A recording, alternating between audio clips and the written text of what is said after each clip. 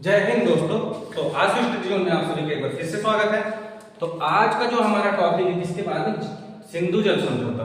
तो जैसे कि 22 अप्रैल के दिन हमको पता है कि एक बहुत ही दुखद घटना हमारे यहाँ पहलगाम में हो गई है, तो जिसमें देखा गया कि 26 जो लोग थे, पर्यटक जो थे, वो क्या घूमने गए हुए थे, तो उनके ऊपर क्या है आतंकवादियों के द्वारा निर्मम तरीके से उनकी क्या है निहत्थे लोगों के ऊपर हत्या कर दी गई है।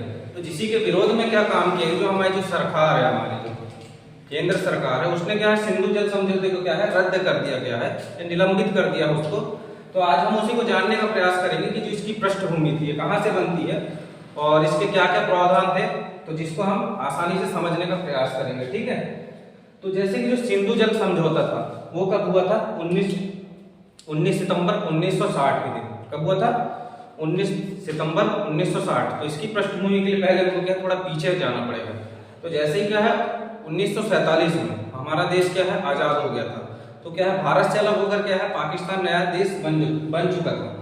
तो जैसे ही जब पाकिस्तान का बंटवारा हुआ, तो ऐसा तो था नहीं कि सिर्फ स्थलीय भाग का बंटवारा, नदियों का भी बंटवारा होना था। तो उस समय में ये जो क्षेत्र हुआ करता था, ठीक है, इस क्षेत्र को 5 नदियों का आप होने के कारण क्या है इस क्षेत्र को पंजाब कहा जाता है।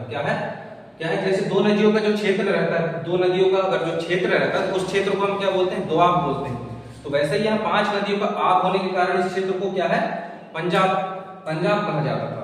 तो उस समय में क्या है यहाँ पर क्या है बहुत सारी नहरों का निर्माण किया गया था अंग्रेजों के समय में, ताकि यह वाला जो क्षेत्र हुआ करता था ये क्या है सिंचित क्षेत्र हुआ करता था। तो यहाँ पर क्या है नदियों नहरों के माध्यम से सिंचाई की जाती थी, ताकि यहाँ पर अच्छी तरह से कृषि की जा सके। तो जैसे ही अब यहाँ पर बंटवारा हुआ, और हाँ ये जो क्षेत्र है जैसे कि इसको क्या है प्राचीन समय में क्या सप्त सिंधु प्रदेश कहा जाता है। क्यों? क्योंकि सिंधु प्लस उसकी सहायक नदियां 7 नदियों का क्षेत्र होने के कारण इसको सप्त सिंधु प्रदेश कहा जाता था। आप बोलोगे यहाँ पर तो 6 ही नदी दिख रही है, एक नदी और नदी थी यहाँ पर सरस्वती नदी, ये सरस्वती नदी है। इस क्षेत्र को क्या है सप्त सिंधु प्रदेश कहा जाता था इस क्षेत्र को। तो ठीक है, ये आपको पता रहना चाहिए। तो इस क्षेत्र में क्या है सिंचित क्षेत्र होने के कारण पूरी क्या है नहरों के माध्यम से यहाँ पर कृषि की जाती थी। और पाकिस्तान की जो 80% जीडीपी है वो काय पर निर्भर है, कृषि पर। और जो कृषि यहाँ पर जो पानी आता है वो कहाँ से आता है, हमारे इंडिया से ही आता है। झेलम, चिनाब, रावी, व्यास, सतलज इन नदियों के माध्यम से यहाँ पर पानी पहुंचता है, तब यहाँ पर कृषि की जाती है, तब यहाँ पर ये खा पी पाते हैं हमारे पानी के उससे माध्यम से। लेकिन अभी उन्होंने जो ऐसी घटिया हरकत करी है, इसके लिए क्या है पूरा देश, भारत की जो 140 करोड़ की आबादी है, सब इनसे क्या है विरोध की भावना रखते हैं, अभी की प्रतिशोध की भावना की। इन्होंने क्या है बहुत गलत काम किया है निहत्तों के ऊपर। उनसे क्या है उनसे धर्म पूछकर उनको क्या है गोली मार दी गई, निहत्थे के ऊपर निर्मम तरीके से हत्या कर दी गई। तो ठीक है, जब इसका बंटवारा हुआ तो इस क्षेत्र में क्या है अब यहाँ से जब बंटवारा हुआ तो पंजाब भी क्या 2 भागों में बढ़ गया था, एक पूर्वी पंजाब एक पश्चिमी पंजाब। पश्चिमी पंजाब जो कि वर्तमान में पाकिस्तान में है और पूर्वी पंजाब हमारे पास है। तो यहाँ नहरों के माध्यम से जब सिंचाई की जाती थी, अब बंटवारा हुआ तो इंडिया ने क्या काम किया कि यहाँ पर नहरों का भी पानी बंद कर दिया गया। तो बोले भैया बंटवारा हो गया तो तुम भी निकलो, बोले अब नहरों का पानी बंटवारा हुआ। लेकिन आपसी सहमति से क्या है फिर इसे चालू कर दिया गया, क्योंकि ये जो नदियां होती है 12मासी नदियां होती है, इनमें 12 महीने जल रहता है, क्योंकि हिमालय की पहाड़ियों से आती है। तो उसमें क्या है बर्फ के द्वारा हिमनद पिघलते हैं, तो उससे पानी रहता है वहां पर। तो क्या है इनमें 12 महीने पानी रहता है। तो क्या है बीच में क्या है ये समझौता फिर रद्द कर दिया गया। फिर कुछ समय तक बहस चलती रही। तो वास्तव में क्या है फिर अच्छी तरीके से इन नदियों का यूज किस प्रकार होगा, इसके लिए क्या है 19 सितंबर 1960 के दिन क्या है शिमला समझौता बोलता हूं मैं, सिंधु जल समझौता किया गया। कहां पर किया गया, कराची में किया गया। कहां पर किया गया, कराची में किया गया। किस किस के बीच में हुआ, पंडित जवाहरलाल नेहरू और उस समय के तत्कालीन राष्ट्रपति अयूब खान के बीच में। ठीक है, तो ये आपको पता रहना चाहिए। सिंधु जल समझौता किस किस के बीच में हुआ था, पंडित जवाहरलाल नेहरू और अयूब खान के बीच में हुआ था। तो इसमें क्या प्रावधान किया गया था, ठीक है, इसमें क्या प्रावधान किया गया था, जो सिंधु, झेलम और चिनाब इन नदी को क्या नदी कहा गया था, पश्चिमी नदी कहा गया था। इन 3 नदियों को क्या कहा गया था, पश्चिमी नदी कहा गया था। ठीक है, ये तीन नदी को क्या कहा गया था? पश्चिमी नदी कहा गया था। वहीं पर रावी, व्यास और सतलज, कौन कौन सी? रावी, व्यास और सतलज, ये जो तीन नदी थी, रावी, व्यास और सतलज, इन तीन नदी को क्या कहा गया था? पूर्वी नदी कहा गया था। तो इस समझौते में क्या था? समझौता क्या था? पंडित नेहरू और अयूब खान के बीच में। और मध्यस्थता किसने की थी? मीडिएटर का काम किसने किया था? विश्व बैंक ने किया था। किसने किया था? विश्व बैंक ने मीडिएटर का काम किया था। तो इसमें यह कहा गया था कि जो पश्चिमी नदी होगी है ना, सिंधु, झेलम और चिनाब, इसका, इस पानी का यूज कौन करेगा? पाकिस्तान करेगा। यानी कि एक मीटिंग बैठी थी, क्या है, तो 10 साल तक उन्होंने, क्या है, 10 साल तक बैठकें चली, उसके बाद ये निर्णय किया गया था। तो इसका जो नदी का पानी था, इन नदियों का पानी कौन करेगा? पूरा पाकिस्तान करेगा। ठीक है। और जो ये वाली नदी है, पूर्वी नदी है, रावी, व्यास और सतलज, ये तीन नदियों का यूज कौन करेगा? भारत करेगा। कौन करेगा? भारत करेगा। तो ठीक है, तो यहां पर नदियां तो हमारे पास से आ रही थी, तो ठीक है, बोले इसका जो पानी होगा, सिंधु, झेलम और चिनाब, ये जो तीन नदियां हैं, इसका अगर पानी है बोले तो इसका जो 20% पानी है बोले, 20% पानी इंडिया यूज कर सकता है। लेकिन यूज करेगा किस किस में कर सकता है? कृषि, मत्स्य और बिजली उत्पादन में। मतलब कि इसमें क्या है, हाँ, इसमें और एक चीज कहा गया था, इस पानी का यूज कर सकते हैं, कितना? 20% पानी का यूज कर सकते हैं। लेकिन इसकी एक कंडीशन रख दी कि run of the river project के तहत। मतलब run of the river project, मतलब कि अगर नदी बह रही है तो आप बेशक इसका यूज करिए, ठीक है, 20% पानी का यूज करिए, लेकिन जो इसका बहाव है वो प्रभावित नहीं होना चाहिए। क्या कहा गया कि आप इसका बिजली बनाइए, कुछ भी करिए आप इससे, लेकिन इसका बहाव को प्रभावित नहीं होना चाहिए। तो ठीक है, लेकिन पाकिस्तान कहाँ है? पाकिस्तान को कहाँ समझ में आता है? तो अभी जैसे देखेंगे हम, किशन गंगा प्रोजेक्ट और रातले प्रोजेक्ट आएंगे, तो उसमें भी क्या है, ये क्या है, इसको दिक्कत होने लगेगी। जबकि तो ठीक है, इसमें क्या कहा गया कि जो पानी का जो बहाव है उसको प्रभावित नहीं होना चाहिए। रातले यानी कि पानी का बहाव जो है प्रभावित नहीं होना चाहिए, run of the river project के तहत ये कहा गया था। प्लस ये हमारी जो पूर्वी नदियां थी, इसका पानी हम क्या है, इंडिया पूरा यूज कर सकता था। तो ये तीन नदियां जो थी, सिंधु, झेलम, चिनाब, है ना, ये क्या है, पश्चिमी नदियां थी।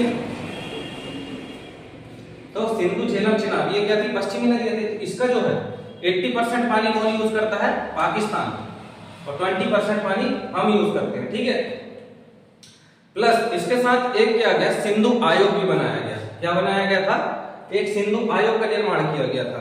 तो जिसमें क्या है, एक एक आयुक्त होते थे, दोनों देश से एक एक आयुक्त होते थे, जो क्या है अपने अपने देश का प्रतिनिधित्व करते थे। इसकी क्या है, साल में क्या है, बैठकें हुआ करती थी। तो जैसे कि अगर सिंधु नदी में कोई प्रोजेक्ट बनाना है तो ये क्या है, आपसी सहमति से बनाते थे। अगर कोई विवाद की स्थिति होती है तो ये आपस में निपटारे का काम करते थे। यानी कि बातचीत, और कोई भी अगर काम करना था तो मिलजुल के आपस में करते थे इस प्रोजेक्ट के तहत। और इसमें यह कहा गया कि अगर दोनों के बीच अगर बातें नहीं बन पा रही है तो क्या है, फिर ये बातें क्या है, दोनों देश की जो सरकारें हैं, अगर उस आयोग के सदस्यों से ये बातें नहीं हो पा रही है, इसका निर्णय फैसला नहीं हो पा रहा, तो क्या है, दोनों देश की सरकारें क्या है, इसमें आपसी सहमति से इसको फैसला करने का प्रयास करेगी। अगर इसके बाद भी अगर नहीं होता है तो जो मध्यस्थ है, ठीक है, मध्यस्थ विश्व बैंक की सदस्यता में एक क्या है, व्यक्ति को नियुक्त करेंगे।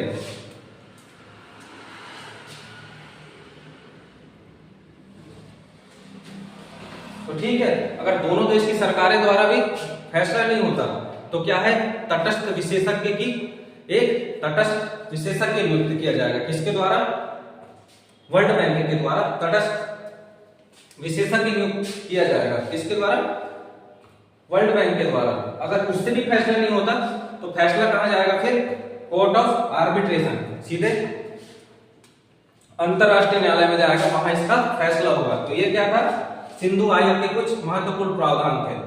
तो ये हो जाता हमारा सिंधु आयोग का वो हो जाता। अब जब क्या हुआ, यहां से जो पानी था, इसके बाद लेकिन पाकिस्तान सुधरने वाला कहां था, वो क्या है बीच में। अब जैसे कि हमारे यहाँ एक किशन गंगा प्रोजेक्ट हुआ, ठीक है, एक रातले प्रोजेक्ट हुआ, कौन कौन सा हुआ,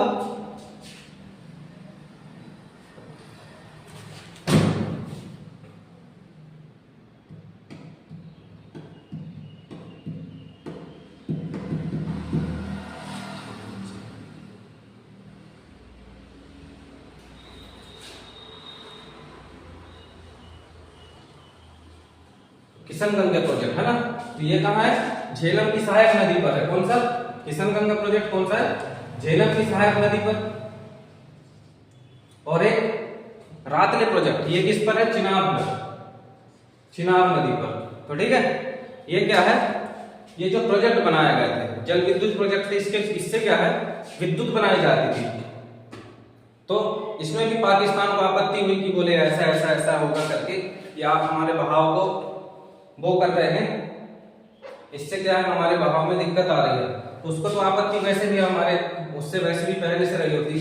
तो इससे के लिए क्या है, 2015 में फिर एक नोटिस जारी हुआ कि समझौता यानी करने की कोशिश करी इंडियन गवर्नमेंट ने कि जो हमारी जो जनसंख्या है, इस जो समझौता हुआ था सिंधु समझौता, इसमें हम बदलाव करने की कोशिश करेंगे। तो उसमें क्या कहा गया कि जो हमारी जनसंख्या है वो बढ़ते जा रही है, उनकी जो आपूर्ति हम नहीं कर पा रहे हैं, उसके लिए क्या है, इसमें बदलाव करने की कोशिश करी। और जो आपका आतंकवाद है, इस पे भी क्या है, हमारे नियम के हिसाब से नहीं हो रहा है, हमारे देश पे क्या है, अटैक हो रहा है, इस प्रकार से कहा गया। तो इसमें पहले भी बदलाव की बात हुई, लेकिन अब क्या है, जब इसने पाकिस्तान ने क्या हद कर दी, जब 22 अप्रैल को जब 26 लोगों को निर्मम तरीके से हत्या कर दी गई, तो उसमें क्या किया गया कि सिंधु जो समझौता था उसको क्या है, निलंबित कर दिया गया था, निलंबित कर दिया गया है। तो इसमें क्या है, पाकिस्तान को जो सिंधु नदी से जो जाने वाला जल था, पानी था, उसको रोक दिया गया। तो इससे क्या है, पाकिस्तान बौखलाया हुआ है। तो इससे क्या है, युद्ध जैसी स्थिति बनी हुई है। लेकिन बीच में भी एक उनको क्या है, सदमा लगा, क्योंकि जो हमने बंद किए हैं, सिंधु नदी का पानी बंद किए हैं, यहाँ से सतलज नदी का पानी था, इसको क्या है, धड़ाम ने छोड़ दिए। तो यहाँ के जो क्षेत्र थे पूरे क्या है, बाढ़ में डूब गए। तो वो क्या है, सदमे में है। तो अभी ऐसे युद्ध की स्थिति बनी हुई है।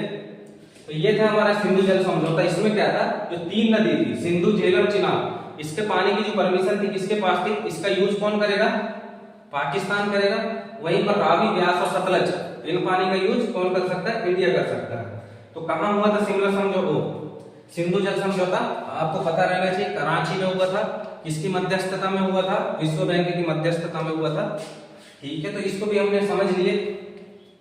तो ठीक है, अगर वीडियो अच्छी लगी तो please like, share and subscribe करिए। धन्यवाद।